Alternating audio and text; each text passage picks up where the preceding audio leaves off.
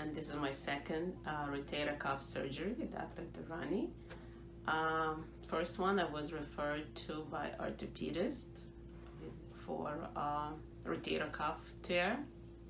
So now this is my second rotator cuff tear.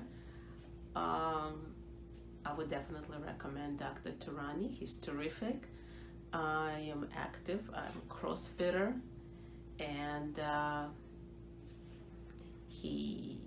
surgery definitely makes my life much better. I am back to doing what I was doing before, and even better.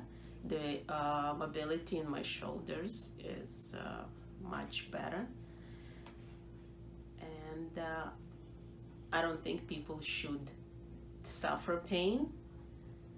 If you want to stay healthy, you need to do what needs to be done and keep moving. Otherwise, you're gonna get old and sit on the couch. How was your experience in the surgery center? I know a lot of people are The afraid surgery about center, it was good. It was good. You don't have much memory of it, but it was very nice, and they were all very pleasant, very nice. that. Anesthesia was good for you? I know a lot of people have concerns about that. Anesthesia was fine. Anesthesia was fine, and as a matter of fact, even pain level after the surgery, I didn't take any painkillers. I was fine with Tylenol and a little or ibuprofen, but maybe first day was the worst, and then you can tolerate the pain, and I would definitely say that I didn't need painkillers. Great. So overall, you think the experience was good with Dr. Tehrany?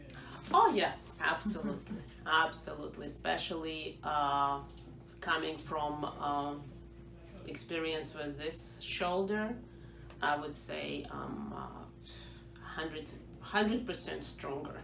Perfect. All right. Thank you very much. If you'd like to add anything else, or yes, I would like to add that people over 50 are afraid to lift weights, and we do need to lift weights to make our heart healthy.